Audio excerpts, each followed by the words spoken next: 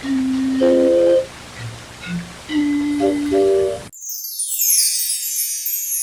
ideal self and the perfect self is not real. If you thought you was gonna watch this video and I was gonna tell you this is how you become the best version of yourself, no, that's not real. You already are the ideal version of yourself. It's all about becoming, not creating, not finding, but it's becoming, it's stepping into, it's embodying the ideal version of you that already exists. It's just waiting for you to tap into. When you accept who you are naturally, without any shame in your game, that's where change happens. That's where change occurs. That's when you're no longer stuck to that version of yourself that you don't like. This is when you accept it and it can no longer be used against you. When you can look at yourself and say, I am that I am. When you don't want to change yourself, that's what creates change. Ironically, it happens without you trying, naturally. When you don't want to change, that's when you change. When you accept yourself as you are, that's how you become your ideal self. You are already your ideal self. Accept yourself with love, grace, honor, and peace.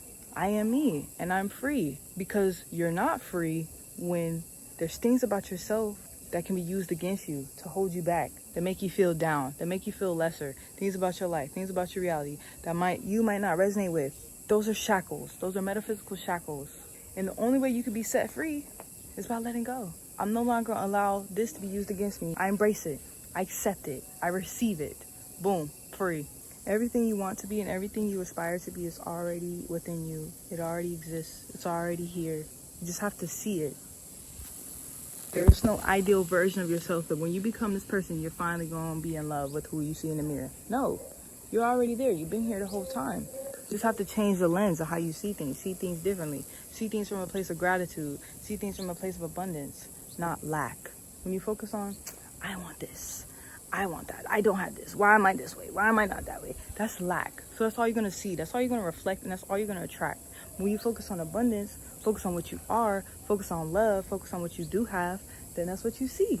And the more you focus, the more aware and the more apparent it becomes to you. I see I'm beautiful when I look at the trees. I see I'm beautiful in the reflection around me. I see peace. There's peace within my heart, and I see it in my temple. I'm free. I'm free. My heart is free. I'm not tied to a job. I'm free. I'm out here making a YouTube video for y'all. I'm free. I'm free to do that.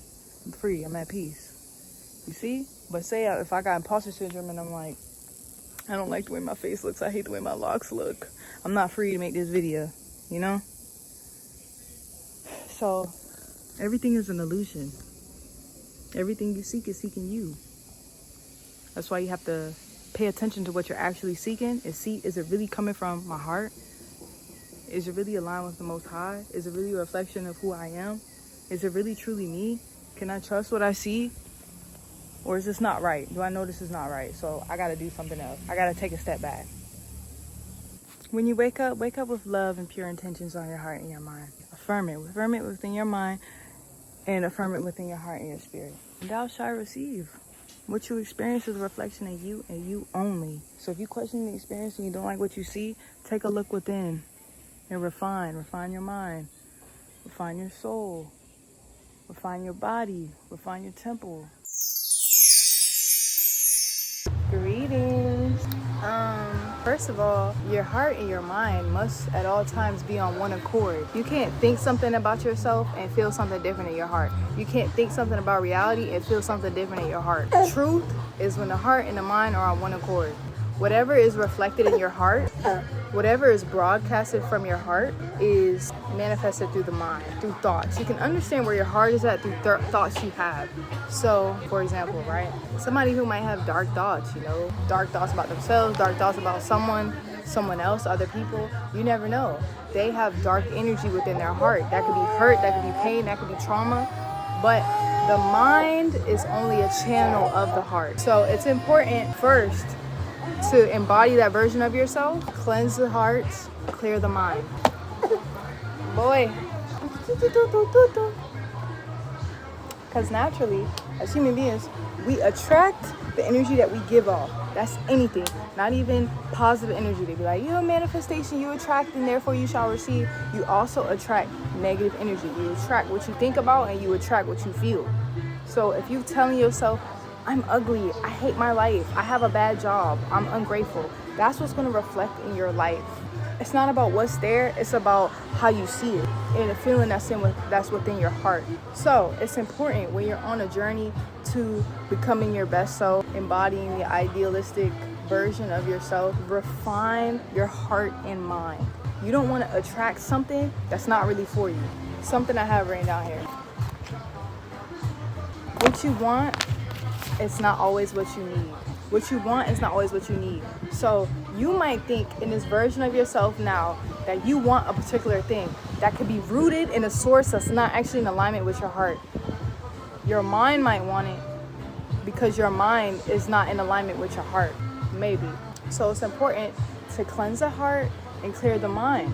So before, like I said, you get on the journey of manifesting and becoming, you have to let go. You have to release. You don't want to become something where you have a whole bunch of baggage and things tied onto you. You have to let go first. You have to release. You have to clean. You have to refine. Know who you are first. Before you start becoming, okay, like this, ask yourself the question, why do I want to become a different person? Or not that, but why is it that I have an idealistic version of myself or ideal version of myself? What is it about this character trait that I want? Why do I want to be this way? Why do I want this reality? When you start asking those questions, then you start to become in alignment with your heart and your mind. So that's a part of refining. I used to have a materialistic vision of me with like a whole bunch of cars and yeah, that level of success. That materialism doesn't represent success to me anymore. This represents success. This is success to me. That's my new version of success. So that's why I say what you want is not always what you need. What if I would have been in this reality now, this version of myself now, and I get cars? What? Like, that wouldn't mean anything to me. Like, it would just be cars. That's not what I need. Cars is not gonna fulfill me spiritually. That's not anything that I need. So again, it's important to refine your wants to make sure that it's actually what you need. Greetings, hola. So it's important to make sure that the source of what you're asking for, the source of your ideals, is actually authentic. Does it actually represent your heart and your mind, or is it a part of the negative programming of who you think you are? So again, before we ask for anything in this world, before we manifest anything in this world, it's important to work with what we have, alchemize what we have, pay attention to what we have, study within, study what is. It's not healthy to come on a journey like, I want to manifest this, I want this, I am love, I'm abundance, da, da, da, da, but not addressing anything that's actually here within you. You have to weed that stuff out. You have to root that stuff out.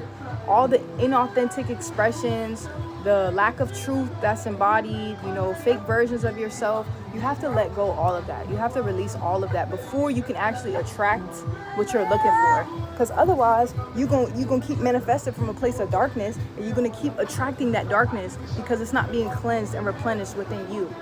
That has to be filtered out first. Because again, whether it's positive or negative, we're gonna attract what we are on the inside regardless. Our reality is going to reflect what's in our hearts and our minds regardless if we're conscious or not. So many pessimists who are just very they victimize themselves when it comes to their reality, they don't even realize it's not life, it's just how you see it. So yeah, again, most important thing, learn who you are. Learn who you are. Embrace your personal individual qualities and qualities you see in other people. Comparison is the thief of all creativity. Because when you look at someone else and you like, dang, why can't I be more like them? I wish I was like them. I wish I had a life like theirs. You're killing your creative magic to be able to literally produce whoever you want to be. In this life, we're like movie characters. Not even movie characters. We're life characters. We could be whoever we want to be. We could build our character up. We have character, progression, self-development, all that. You create your own story. And a lot of us don't understand that we have that power to literally write our lives out. That's why many people victimize themselves to life. They think that they're not in control. So they listen. What they heard growing up from who people told them they were. So growing up, somebody's like, you're annoying, you talk too much, you're ugly, you're fat. Then they grow up thinking themselves and they believe it. You're broke, you're poor, you'll never be rich. So they believe it. That's who they think they are because that's who they've been told they are. But not many people actually discover and learn from themselves, who am I really? Like outside of what the world is telling me, outside of the negative thoughts I've learned to tell myself, Who am I? Because how you communicate and how you express yourself may not actually be who you are. It could be a demon. It could be a demonic version of yourself that you really think is you. You got, say somebody, toxic behavior, right? Toxic trauma response, right? You be disrespectful to somebody and they try to check you and you like, that's just who I am. I can't help it. This is just me. This is who I am.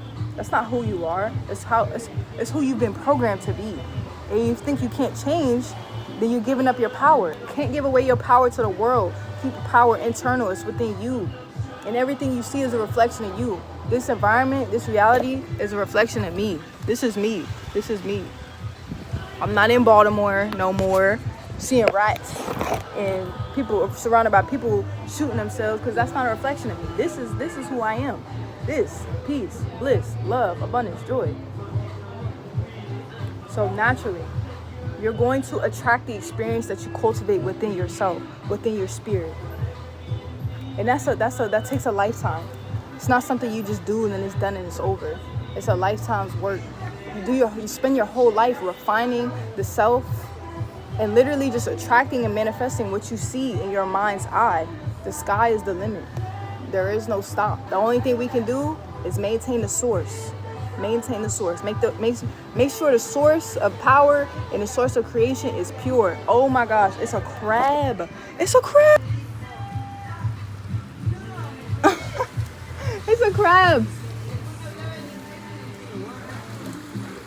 It's a crab. Right here. Crabs interrupted my video. But peace, love, and light. Love you guys. Enjoy your life. Be yourself and love yourself.